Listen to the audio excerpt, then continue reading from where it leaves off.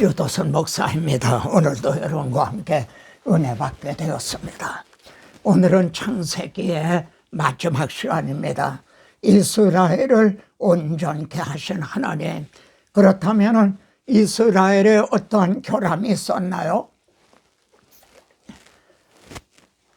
12아들 중 한 아들이 실종이 되었죠. 요셉이 이제 실종이 되었죠. 이거는 한 아들만이 아니라 앞으로 족장이 될 한 족장이 없어진 것과 같죠. 형들이 요셉의 옷에다가 염소 피를 묻혀가지고 아버지에게 갔어요. 이게 아버지 아들의 옷이 아닌가 보소서. 요셉 야곱이 말입니다. 내 아들의 옷이라 악한 짐승이 그를 잡아먹었도다. 형에게 형들이 양치는데 요셉을 심부름을 보냈죠. 그런데 짐승이 그를 잡아먹었도다. 요셉이 분명히 찢겼도다. 그리고 오래도록 그 아들을 위하여 애통하니라. 여러분, 성민 거룩한 백성 이스라엘 속에 엄청난 죄가 잠복하게 되었죠. 요셉은 20년이 넘도록요 잊혀진 사람으로 이스라엘의 죄는 망각 중에 묻혀져 있었습니다. 요셉은 애굽으로 가서 보디발의 집에 팔렸죠. 요셉이 17살에 이제 팔렸습니다.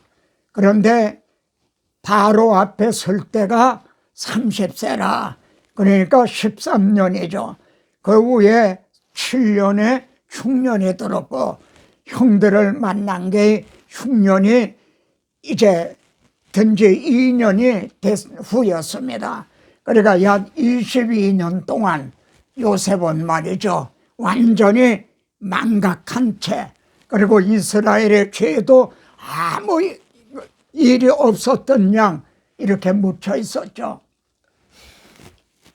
여기 시편에서요, 하나님이 한 사람을 앞서 보내셨으며 요셉이 종으로 팔렸도다 그랬죠. 그러므로 이 말씀을 우리가 대할 때 초점을 요셉에다 맞추면 안 됩니다. 요셉에다 맞춰서 교훈적으로나 인문학적으로 이렇게 하는 것을 조심해야 됩니다. 초점을 하나님에게 맞춰야 됩니다. 나중에 요셉만이 아니라 야곱을 애굽으로 내보내신 분도 영적 출애굽을 계시하시기 위한 하나님이신 거죠.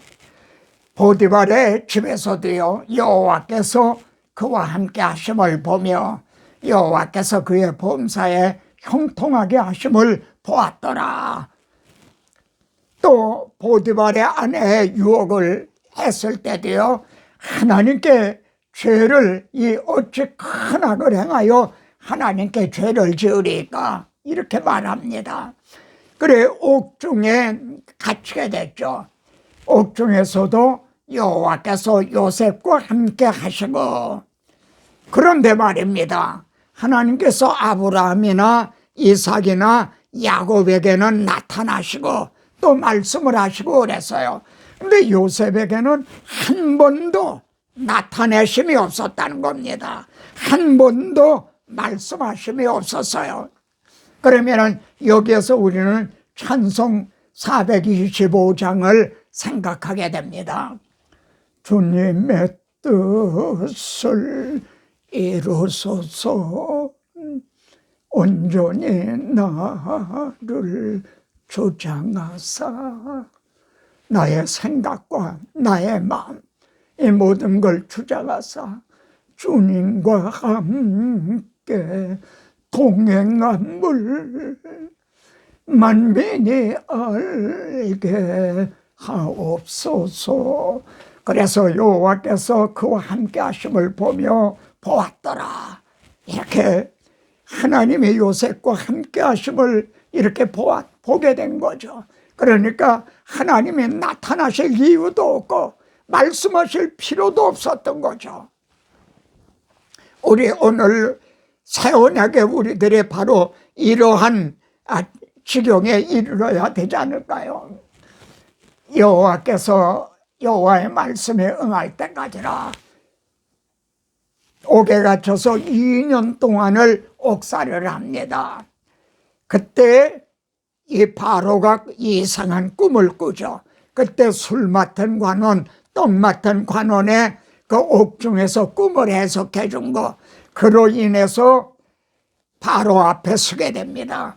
너는 꿈을 들으면은 능히 푼다 하더라. 그때 요셉은요, 내가 아닙니다. 하나님께서 이제 해석해 주실 것입니다 하고 또 하나님을 증거합니다. 이 대목을 보시면요, 기회가 있을 때마다, 시간이 있을 때마다 하나님을 증거하고 있다는 겁니다. 오늘날도 우리가 기회가 주어지기만 하면은 예수 그리스도와 십자가 복음을 증언해야 되는 거죠. 하나님의 하실 일을 바로에게 보이심이니다. 그러니까 요셉의 꿈을 해석해 줬거든요. 그러니까 바로가요, 하나님이 모든 것을 내게 보이셨으니 너와 같이 명철하고 지혜 있는 자가 없도다. 그래서 요셉을 애굽의 총리로 이렇게 세우죠. 물론 하나님의 섭리 가운데서요, 선민 이스라엘의 묻어둔 죄를 이제 치료하시는 하나님을 보십시오. 이제 흉년이 들어서요, 야곱이 애굽에는 곡식이 있다는 소식을 들었죠. 그래 형들이 내려가서 요셉 앞에 말이죠, 땅에 엎드려 절하며 요셉의 꿈이 이렇게 실천이 이제 된 거죠. 요셉은요, 너희는 정탐꾼이라 이렇게 정탐꾼으로 봅니다. 다시 한번 이 지점에서요, 요셉에다가 초점을 맞추는 것이 아니라 배후에서 역사하시는 하나님의 섭리, 지금 요셉의 마음과 생각을 주장하시는 하나님, 여기에 초점을 맞춰야 됩니다. 그래, 한 사람만 그 옥에 갇히고 가서 너희가 막내가 있다고 하니 막내를 데리고 와라. 그러면은 너희가 정탐이 아닌 것을 알겠다. 20여 년 동안 묻어둔 죄, 망각한 죄를 생각나게 하시는 하나님. 그렇게 되자 그들이 말이죠, 서로 말하되 아우의 일로 범죄하였도다. 여러분, 20년 전에 그 일을 하나님이 생각나게 하신 거예요. 요셉의 애걸할 때 괴로움을 보고도 듣지 아니하였으므로 이렇게 애걸할 때도며 이 괴로움이 우리에게 임하도다. 그의 핏값을 치르게 되었도다. 그럽니다. 그래서 시므온을 끌어서요, 그들 앞에서 결박을 하죠. 한 사람을 이렇게 잡아두죠. 그런데 말입니다, 이 부분을 좀 보세요. 요셉은 이 일을 하면서도 울면서 하고 있다는 겁니다. 여러분, 요셉이 울었다는 말이 무려 7번이나 등장을 합니다. 울면서 이렇게 하고 있는 거예요. 사랑하기 때문에 이렇게 하고 있는 거죠. 성경에 주님은요, 성경이 내게 대하여 증언한 것이라 그러셨죠. 그런데 말입니다, 성경은요, 예수 그리스도를 언약을 통해, 예언을 통해 예표와 모형과 그림자와 암시 혹은 반영안을 통해서도 증언하고 있다는 겁니다. 야곱은 말이죠, 베냐민은 너희하고 같이 내려가지 못한다. 꽉 붙잡고 있는 거죠. 만일 베냐민을 내려보내지 않으면 어떻게 되나요? 하나님이 하시는 일을 이제 막 가로막는 게 되는 거죠. 그래, 유다가 말이죠, 베냐민을 같이 데리고 가게 해주세요. 내가 그를 위하여 담보가 되오리니 그럽니다. 다시 한번요, 내가 그를 위하여 담보가 되오리니. 어느 말씀을 어느 점을 생각하십니까? 창세전에 하나님의 아들 그리스도께서 내가 그들의 죄를 내가 담보하겠나이다, 내 손에서 찾으소서. 그들의 죄값을 내 손에서 찾으소서. 이런 말씀을, 이런 암시, 이런 반영을 생각하게 됩니다. 이 점에서도요, 너무 우리가 지나치게 되면은 영해라고 하는 알레고리칼한 해석에 빠지기가 돼요. 그래서 조심해야만 됩니다. 편애하던 야곱이 손을 펴죠. 전능하신 하나님을 의뢰하면서요. 그러자 이 해석의 실마리가 풀리죠. 야곱이 말이죠. 내 아우도 데리고 가라. 전능하신 하나님께서 이렇게 하나님 앞에 이제 의뢰하고요. 내가 자식을 잃게 되면 이르리로다 그럽니다. 그래 베냐민을 데리고 애굽에서 요셉 앞에 서게 됐죠. 이 사람들을 요셉이 말해요. 이 사람들을 내 집으로 인도해라. 그리고 짐승을 잡고 잔치를 준비해라. 나와 함께 먹을 것이니라. 그래서 요셉의 집에서요, 이스라엘의 12 아들, 장차 족장이 될 사람들의 한 상에 둘러 앉아서 음식을 나누는, 하나님은 이 장면을 보기를 원하시는 겁니다. 이렇게 치료하시기를 원하시는 거죠. 요셉이 말입니다. 그들에게 양식을 주고 말이죠. 은잔을 베냐민 자루에다 집어넣게 하죠. 그리고 양식을, 그 값은 다시 다 집어넣습니다. 정말 사랑으로 이렇게 행하죠. 그런 후에 그들을 막 추격해 가요. 어찌하여 손을 악으로 갚느냐? 그 잔이 베냐민의 자루에서 발견된지라. 그들은 펄펄 뛰었죠. 그런데 풀어보니까 잔이 베냐민의 자루에서 발견이 된 거예요. 요셉을 통해 역사하시는 하나님의 섭리, 저들 앞에 주어진 시험 문제인 거죠.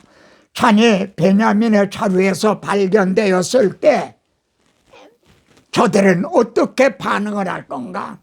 유다가 말입니다. 이렇게 말합니다.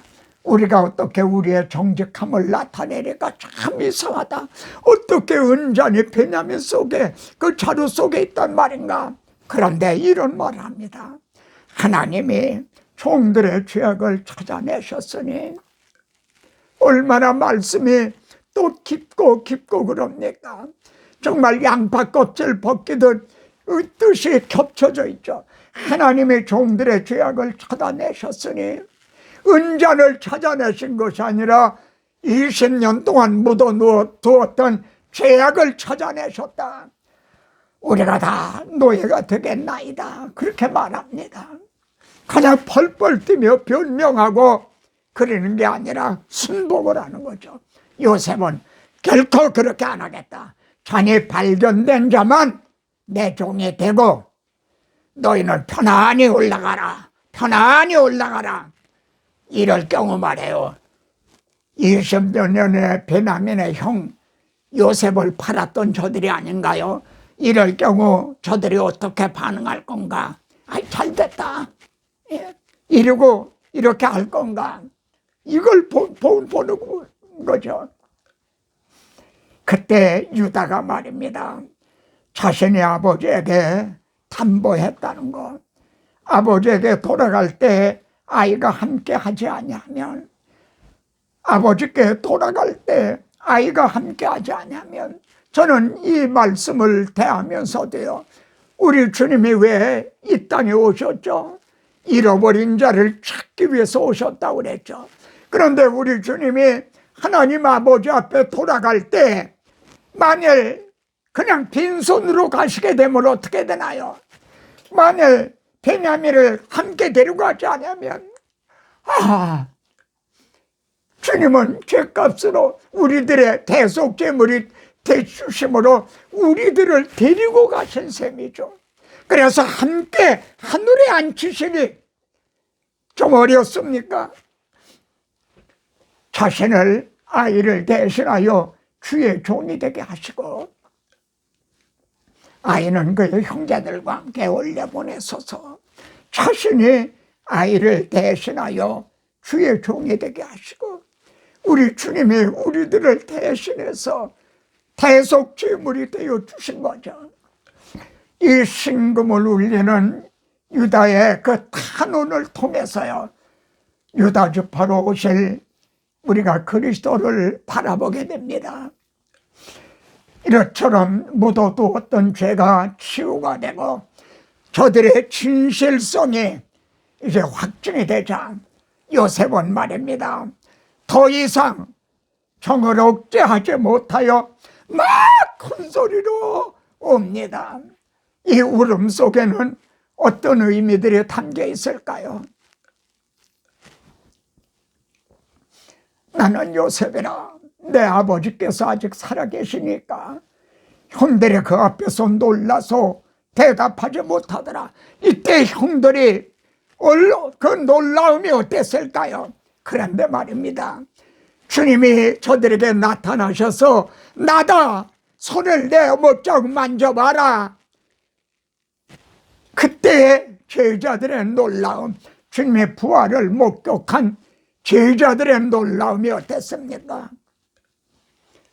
참 요셉은 여러모로 주님을 닮았습니다. 형들의 미움을 받게 되고 받았다는 점, 또 팔려갔다는 점, 옥에 갇혔다는 점, 옥에서 나와서 총리가 되는 영광을 얻었다는 점들, 여러모로 우리 주님을 닮았죠. 요셉은 나를 이리로 보내신 일은 당신들이 아니요 하나님이시라. 이때 얼마나 이들이 두려워하고 공포에 떨었을까요? 당신들이 나를 이곳에 팔았다고 해서 근심하지 마소서, 한탄하지 마소서. 하나님의 생명을 구하시려고 나를 당신들보다 먼저 보내셨나이다. 생명을 구원하시려고요, 예수 그리스도를 독생자를 보내주신 거죠. 하나님의 큰 구원으로 당신들의 생명을 보존하시고 당신들의 후손을 세상에 두시려고, 그래서 나를 당신들보다 먼저 보내셨나이다. 이 말씀도 음미해보세요. 당신들의 후손을 세상에 보내시려고.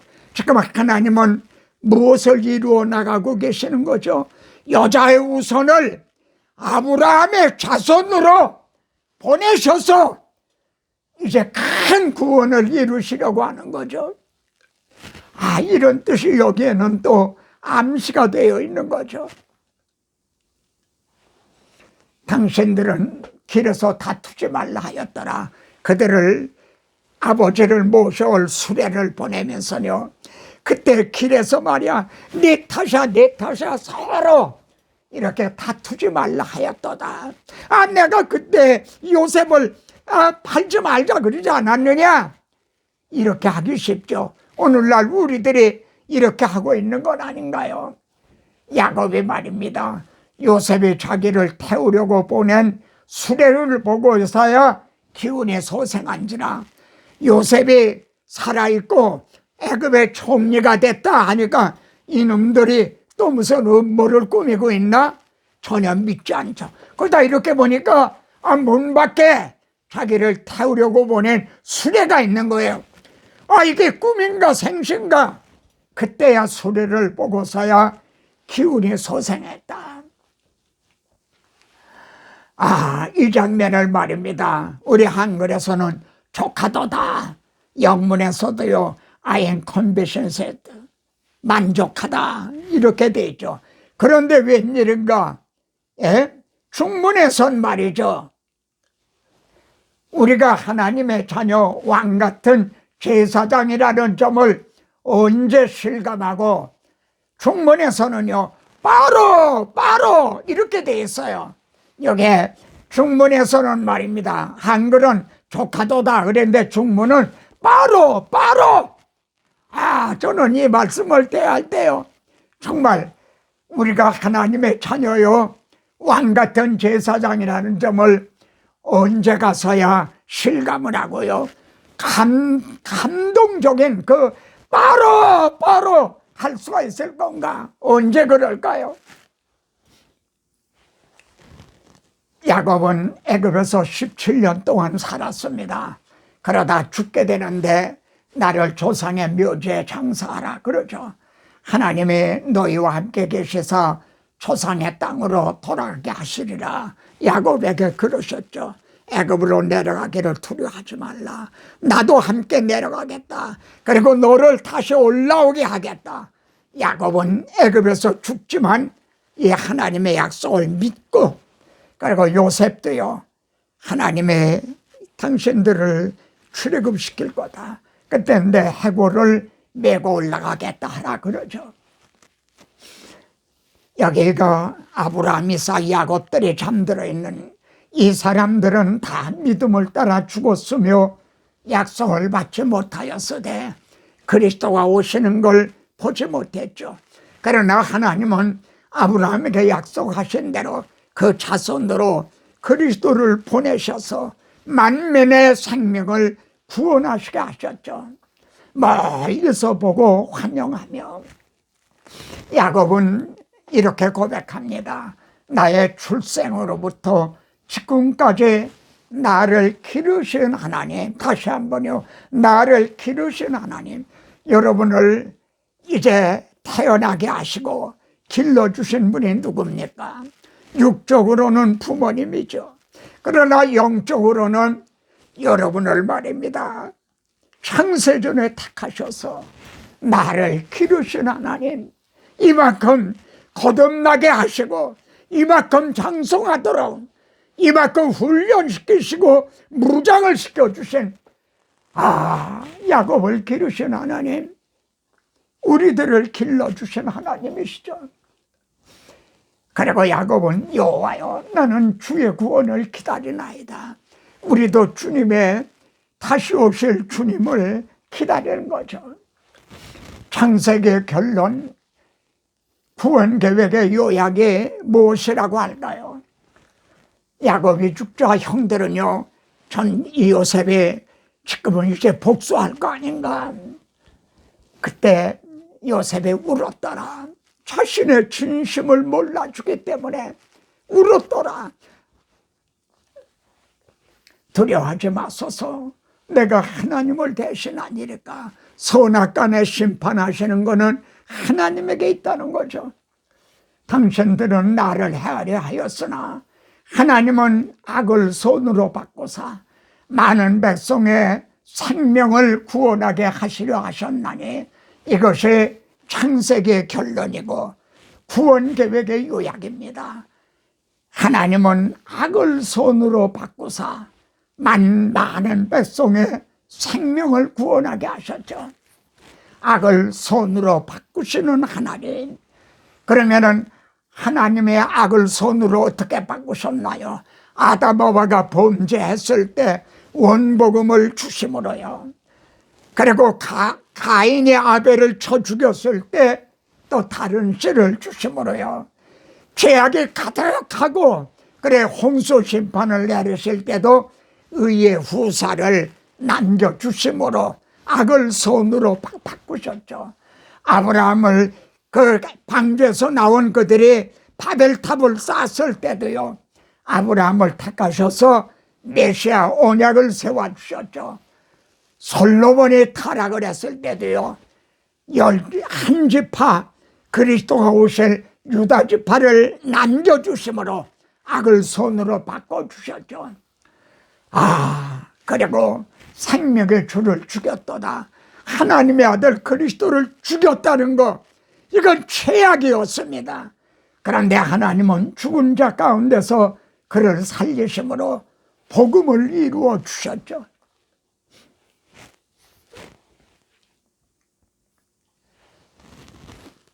하나님의 구원 계획만이 아니라 우리들의 개인의 구원도 그럽니다. 우리가 알거니와 나는 이것만은 내가 확신한다.